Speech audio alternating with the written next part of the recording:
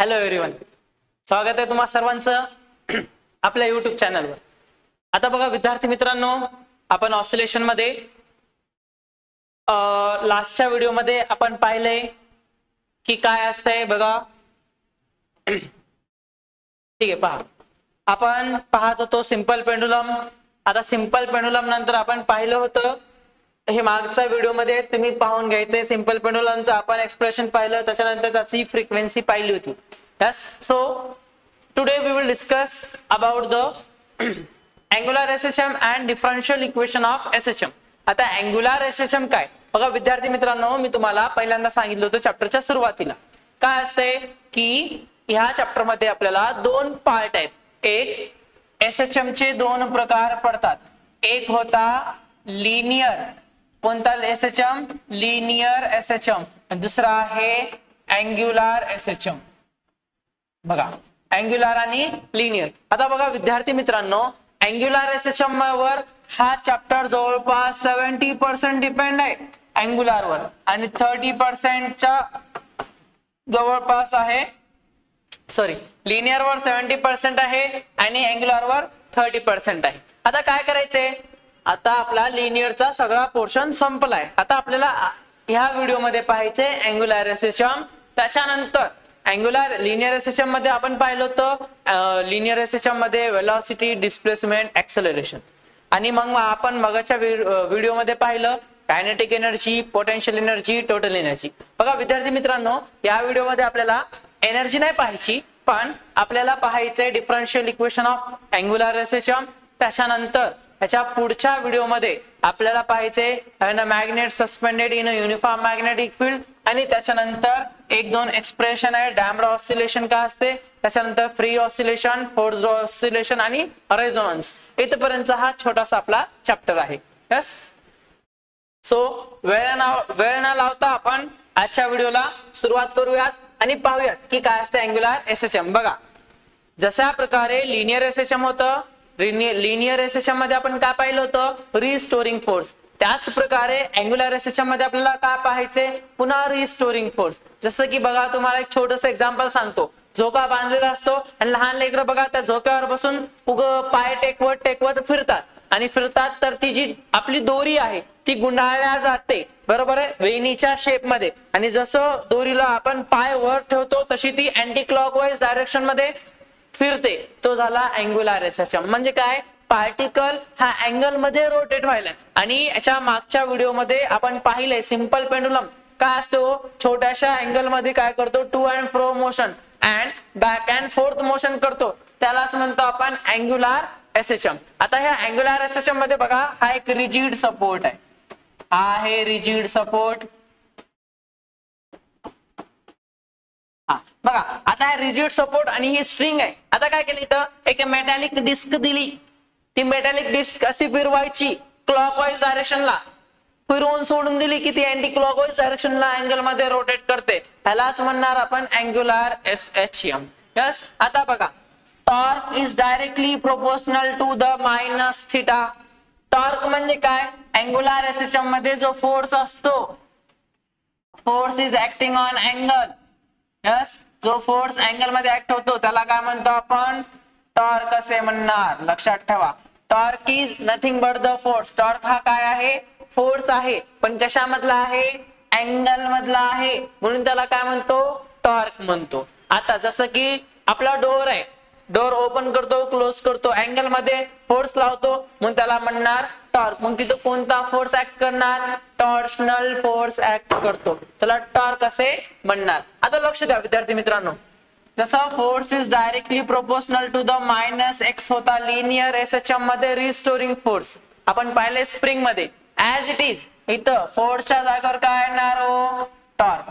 हा बघा लक्ष द्या, ह्या दोन गोष्टी क्लिअर लक्ष द्या। फोर्स जेव्हा अँगल मध्ये ऍक्ट होतो, अँगल मध्ये, तर तेव्हा काय म्हणतात त्याला आपण टॉर्क असे म्हणतो।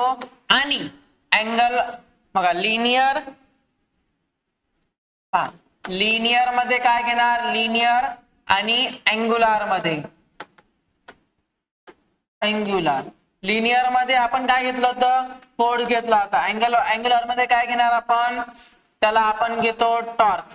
आता लिनियर मध्ये ऍक्सेलरेशन, अँग्युलर मध्ये अल्फा, त्याच्यानंतर लिनियर मध्ये डिस्प्लेसमेंट, अँग्युलर मध्ये थिटा. यस, ह्या गोष्टी लिनियर मध्ये आपण कॉन्स्टंट घेतला होता के, तर इथं कॉन्स्टंट घेणार सी. यस, ह्या गोष्टी लक्षात ठेवायच्या. यस, आता बघा काय केलं होतं मग आपण, force is directly proportional to the minus theta. तर इथं काय येणार, सॉरी मायनस एक्स. तर इथं काय येईल, फोर्सच्या जागेवर टॉर्क, तर torque is directly proportional to the minus एक्सच्या जागेवर काय येणार, थिटा. हा झाला टो. आता बघा हा टॉर्क कसा काढतात, टी काढायचं पण त्याला गोल करायचं, हा झाला टॉर्क, टाऊ असे म्हणतो आपण त्याला. आता काय करणार, torque is directly proportional to the minus theta आणि मायनस साइन. बघा प्रोपोर्शनॅलिटी काढून काय दिलं, कॉन्स्टंट. ह्या झाला अँग्युलर कॉन्स्टंट, हा झाला लिनियर कॉन्स्टंट. हा कॉन्स्टंट दिला तर काय भेटलं, torque is equal to minus C into theta. आता काय करायचंय, for angular oscillation the restoring torque for angular displacement theta is. बघा torque is equal to I into alpha. जसं आपण फोर्स बरोबर काय घेतलं, मास इंटू ऍक्सलरेशन. आता लक्ष द्या, मासच्या जागेवर आपण काय घेणार, आय, आणि ऍक्सलरेशनच्या जागेवर तर अल्फा घेतलंय. मास आणि इथं काय असतो, आय म्हणजे मोमेंट ऑफ इनर्शिया. इनर्शिया म्हणजे काय, जडत्व. आपण शिकलोत, कुठं शिकलोत, 9वीला शिकलोत, जडत्व. आणि जडत्व म्हणजेच काय असतं, मास असतं. जे जड असतं त्याला जडत्व. जड कशामध्ये असणार, मासमुळे असतो. मास म्हणजे काय, जो कंटेंट आहे, amount of matter is present, किती अमाऊंट मध्ये मॅटर भरलंय त्याला म्हणतो मास. आणि तो झाला आपला जडत्व. आणि दिस इज द इनर्शिया. मास आणि इनर्शिया म्हणून कसे असतात, सिमिलर टर्म आहेत, हे लक्षात ठेवा. आता काय करणार मग, torque is equal to I into alpha इथे ठेवायचं. काय भेटतं बघा, टॉर्क बरोबर आय इंटू अल्फा, तर आय इंटू अल्फा बरोबर मायनस सी थिटा, ही व्हॅल्यू भेटली. आता काय भेटेल मग बघा, here C is a restoring torque per unit angular displacement, I is a moment of inertia आणि alpha with the angular acceleration. आता काय करायचं मग, आपल्याला डिफरन्शियल इक्वेशन काढायचे. बघा हे लक्षात ठेवा, हे कुठेतरी लिहून ठेवा. आता मी डिफरन्शियल इक्वेशन दाखवतो तुम्हाला इथं. बघा डिफरन्शियल इक्वेशन काढते वेळेस विद्यार्थी मित्रांनो, आपल्याला फोर्स, बघा लिनियरचे डिफरन्शियल इक्वेशन सांगतो. लिनियरचं d2x बाय dt चा square plus omega square x बरोबर 0. इथेपर्यंत. आता पुन्हा तसंच करायचं. आपण इथं काय घेतलं होतं, d2x बाय dt चा स्क्वेअर म्हणजे काय घेतलं होतं, बघा इथं आहे आय इंटू अल्फा बरोबर मायनस सी इंटू थिटा. आता आय ला आय ठेवायचं, अल्फाच्या जागेवर d2 थिटा बाय dt चा स्क्वेअर बरोबर मायनस सी थिटा. मायनस सगळं काय होणार, plus I d2 theta by dt चा स्क्वेअर प्लस सी थिटा बरोबर 0. हा भेटला आपल्याला, व्हेरी गुड, हा भेटला आपल्याला angular SHM. Yes, angular SHM भेटला. हा बघा इथं होता लिनियर एसएचएम, हा लक्षात ठेवा, d2x बाय dt चा square plus omega square x बरोबर 0. हा भेटला, हा आहे लिनियर एसएचएम आणि आपल्याला हा भेटला अँग्युलर एसएचएम. बघा हा आहे अँग्युलर एसएचएम. हे तुम्हाला 1 मार्क्स साठी विचारतात.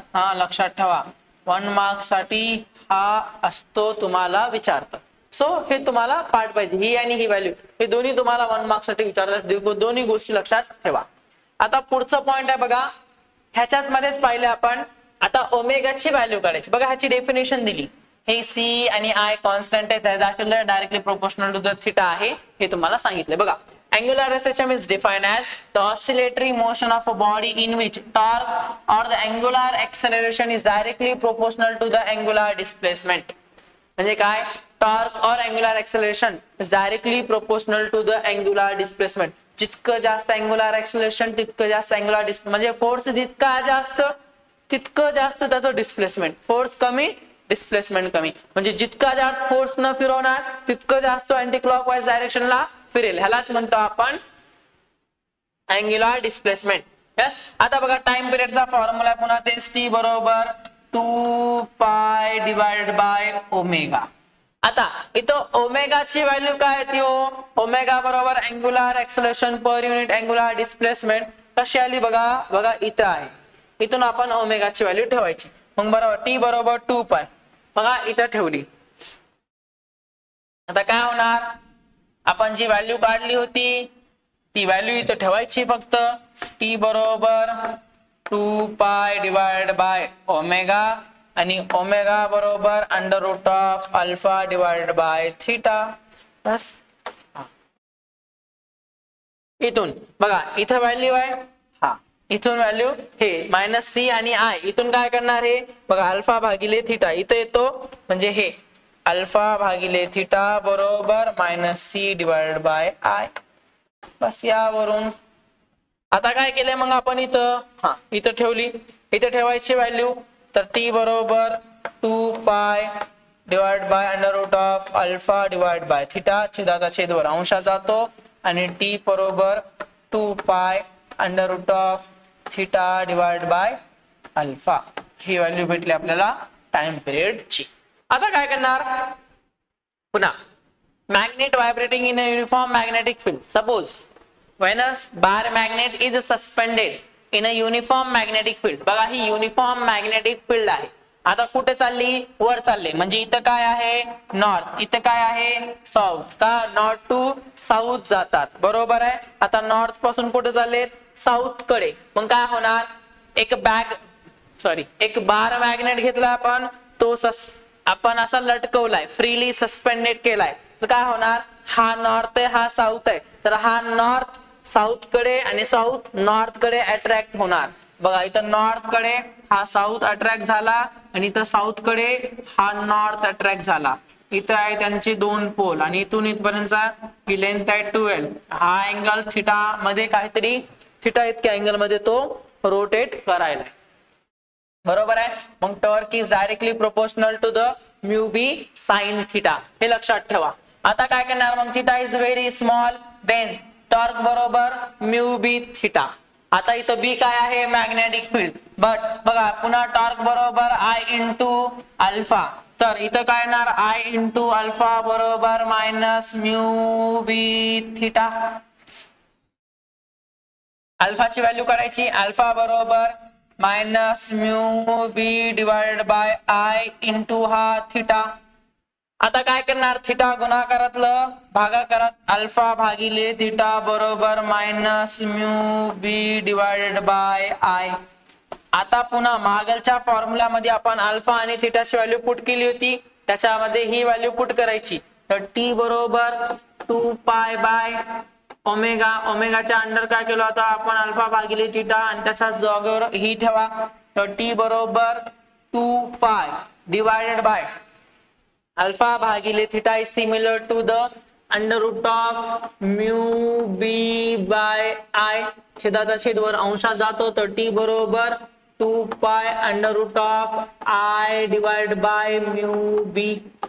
and this is the time period of the bar magnet suspended in a uniform magnetic field. Next बघा damped oscillation. बस हे कळतंय. आता ह्याचा जर तुम्हाला फ्रिक्वेन्सी विचारली, it is the reciprocal of time period n is equal to 1/t येते आणि इथं फ्रिक्वेन्सी काय येते मग n बरोबर 1 डिवाइड बाय t किती आहे 2 पाय. पुन्हा छेदाचा छेदवर अंशात गेलं तर mu B divide by I. ही झाली त्याची फ्रिक्वेन्सी, हे लक्षात ठेवा. हा टाइम पिरियड, ही फ्रिक्वेन्सी. यस. बघा पुढे हा डॅम्प्ड ऑसिलेशन. विद्यार्थी मित्रांनो, हा डॅम्प्ड ऑसिलेशन आहे. इथं मास असतो, दिसायला का ह्या कलरनं, इथं मास असतो. त्याच्यानंतर हा लिक्विड आहे, हा लिक्विड आहे आपला, स्प्रिंग आहे, हा रिजिड सपोर्ट आहे, हे वेन आहे. आता काय केलंय, हा जो डॅम्प्ड ऑसिलेशन आहे हा आपल्या गाडीमध्ये जे शॉकअप आहेत तशा प्रकारे वर्क करतो. हा काय करणार, जे डॅम्पिंग फोर्स आहे त्याला त्याचा एम्प्लिट्यूड काय करतो, हा डिक्रीज करतो ग्रॅज्युअली. म्हणजे काय, म्हणजे थोडंसं डिक्रीज करण्याचा, म्हणजे सडनली नाही करत, ग्रॅज्युअली डिक्रीज करतो, थोडंसं डिक्रीज करण्याचं काम करतो. त्याला म्हणतो आपण डॅम्प्ड हार्मोनिक ऑसिलेशन. बघा, a periodic oscillation of gradually decreasing amplitude are called damped harmonic oscillations.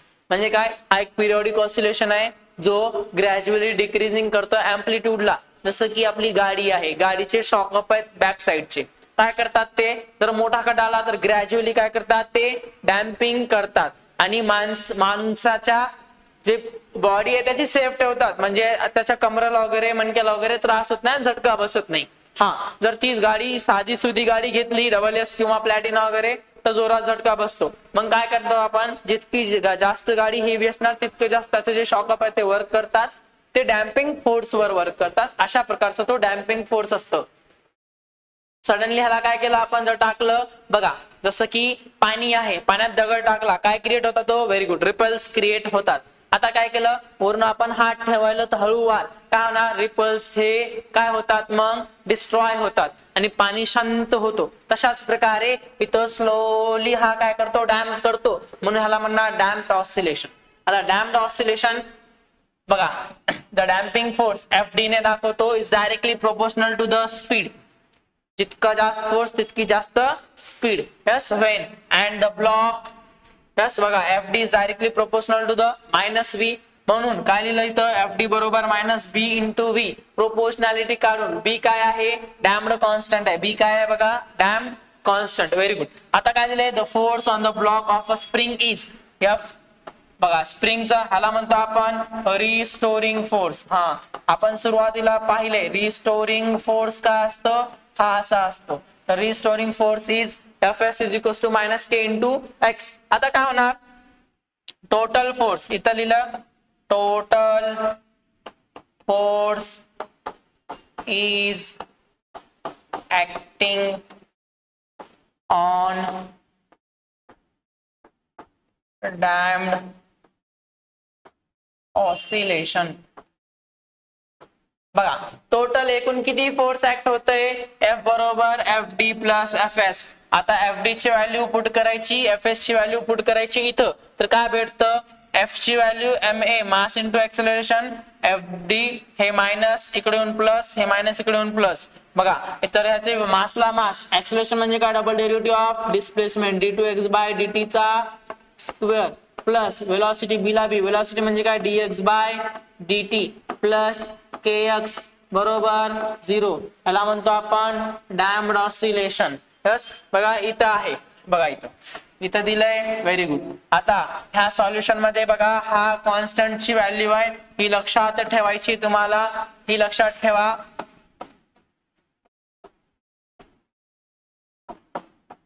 हा, ही व्हॅल्यू तुम्हाला लक्षात ठेवायची आहे. आणि त्यावरून बघा पुन्हा इथं टाइम पिरियडचा फॉर्म्युला ठेवला, T बरोबर 2π बाय ओमेगा. ओमेगाची व्हॅल्यू लक्षात ठेवायची, √k by m minus b divide by 2m चा स्क्वेअर. यस, ही व्हॅल्यू इथे पुट केली तर आपल्याला भेटतो टाइम पिरियड कशाचा, डॅम्प्ड ऑसिलेशन. बघा, ही जी डायग्राम आहे ती डायग्राम तुम्हाला एका मार्क्स साठी विचारतात. हा, ड्रॉ करा म्हणून. वर डिस्प्लेसमेंट दाखवायचं ह्या साइडला आणि तो टाइम पिरियड दाखवायचा.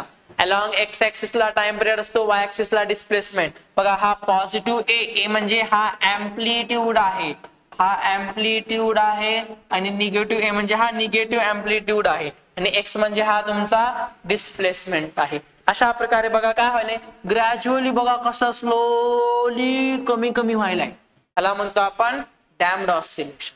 कळतंय हे damped oscillation.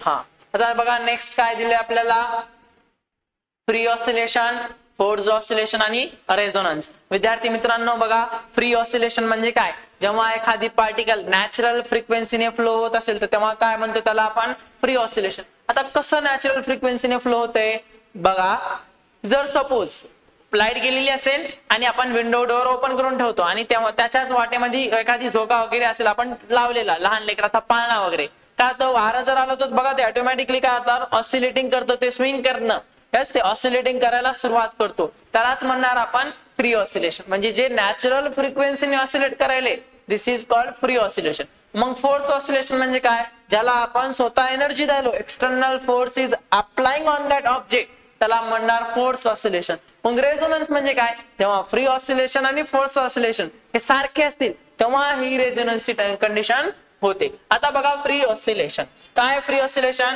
when body oscillate with the natural frequency, body काय करायली, नॅचरल फ्रिक्वेन्सीने ऑसिलेट व्हायली, त्याला म्हणतो फ्री ऑसिलेशन.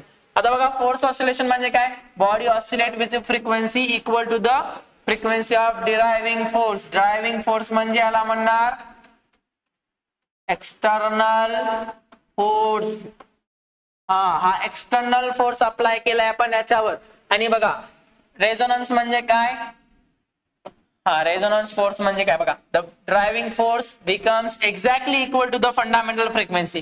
बघा ड्रायव्हिंग फोर्स म्हणजे काय, driving force means external force आणि फंडामेंटल फ्रिक्वेन्सी और एक्सटर्नल फ्रिक्वेन्सी हे दोन जर सारखे असतील तर तेव्हा काय होतं, जेव्हा अँप्लिट्यूड मॅक्झिमम असतं आणि तेव्हाच घडतं रेझोनन्स. आता बघा इथं हा ड्रायव्हर पेंडुलम आहे, या ड्रायव्हर पेंडुलमला बघा ह्याचा कलर काळा दिलाय आणि बाकीचे ए बी सी डी असे 4 पेंडुलम लटकवलेत.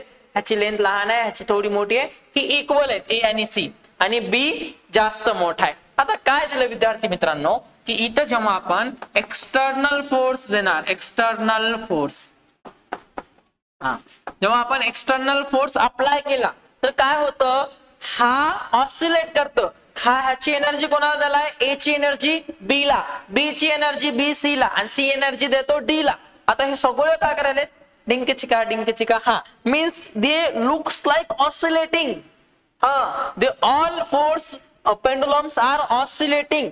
मग आता ऑसिलेट होत असताना काय व्हायले, एनर्जी ट्रान्सफर व्हायली. आता एनर्जी ट्रान्सफर झाली तर काय होणार, हे ऑसिलेट करायले आणि ऑसिलेट केल्यामुळे काय होतं, हे एकमेकांना एनर्जी द्यायले आणि to and fro motion perform करायचे. आता काय होणार, जितकं जास्त एक्सटर्नल फोर्स तितकं जास्त त्यांचं व्हायब्रेशन. मग सगळ्यात जास्त व्हायब्रेशन कोण करेल, सी नाही, जितका ए करणार तितका सी करेल माहित आहे.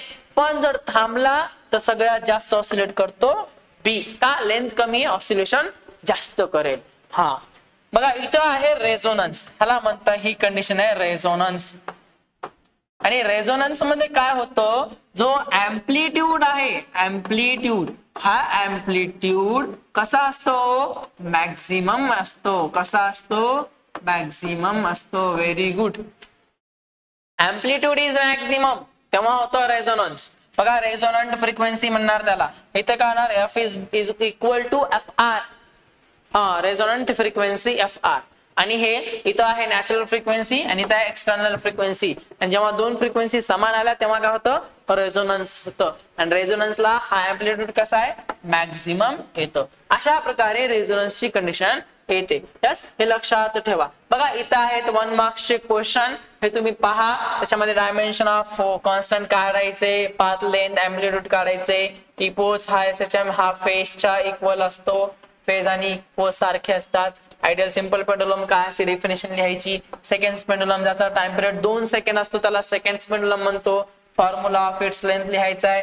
बघा सिंपल पेंडुलमचं लोकस लिहायचे. डॅम्प्ड हार्मोनिक ऑसिलेशन ग्राफिकली बघा तुम्हाला सांगितलं होतं आताच, हा असा ग्राफ ड्रॉ करायचा आहे म्हणून, हा आणि असा दाखवायचा आहे, हा तो. त्याच्यानंतर बघा इनिशियल फेज दाखवायचे. त्याच्यानंतर स्टार्टिंग इनिशियल फेज म्हणजे फाय बरोबर किती असेल हे सांगितले. आणि रेझोनन्स म्हणजे काय, अँप्लिट्यूड कसा असतो, मॅक्झिमम. त्याच्यानंतर इथं काय दिले विद्यार्थी मित्रांनो, बघा पिरियॉडिक मोशन, त्याच्यानंतर लिनियर एसएचएम, डिफरन्शियल इक्वेशन. मग बघा differential equation of linear SHM आता आपण पाहिलो लिनियर आणि अँग्युलर. लिनियर मध्ये d2x/dt² असतं.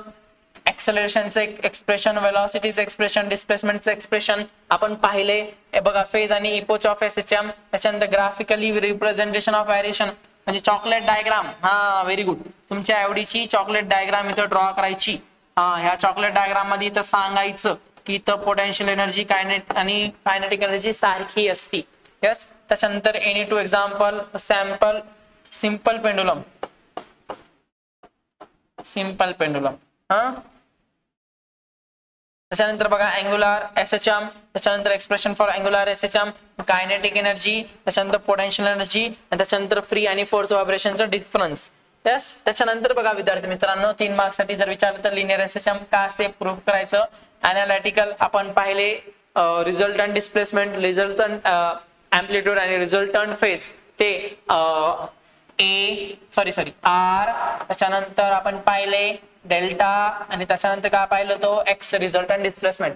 ह्या 3 गोष्टी. त्याच्यानंतर शो दॅट द अँप्लिट्यूड आणि सॅम्पल पेंडुलम नाही, हा प्रिंट मिस्टेक झाला, इथं सिंपल पेंडुलम आहे इन लिनियर सिस्टम. त्याच्यानंतर डिराइव्ह अन एक्सप्रेशन फॉर, हा बघा simple pendulum. Period of simple pendulum represent graphically displacement, velocity and acceleration, particle performing linear SHM.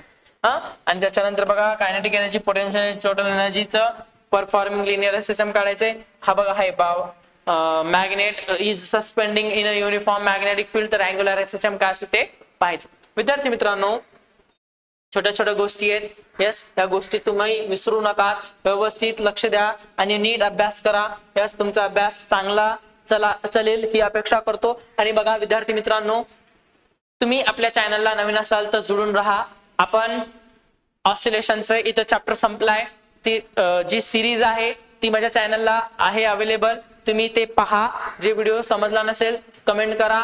Yes, आणि त्यासोबत आपण इथून पुढच्या चॅप्टरची लगेच सिरीज टाकण्याचा प्रयत्न करू. आणि ह्याचे जे न्यूमेरिकल आहेत आणि दुसऱ्या चॅप्टरचे जे न्यूमेरिकल आहेत आपण नक्कीच ते घेण्याचा प्रयत्न करू. विद्यार्थी मित्रांनो, त्यासोबतच आपण आपल्या चॅनलवर MST CET चे काही क्वेश्चन्स घेणार आहोत. सोबत आता तुम्हाला 3 महिन्यांवर एक्झाम आहे, त्याचा आपण अभ्यास घेणार आहोत. So thank you, keep watching, thank you.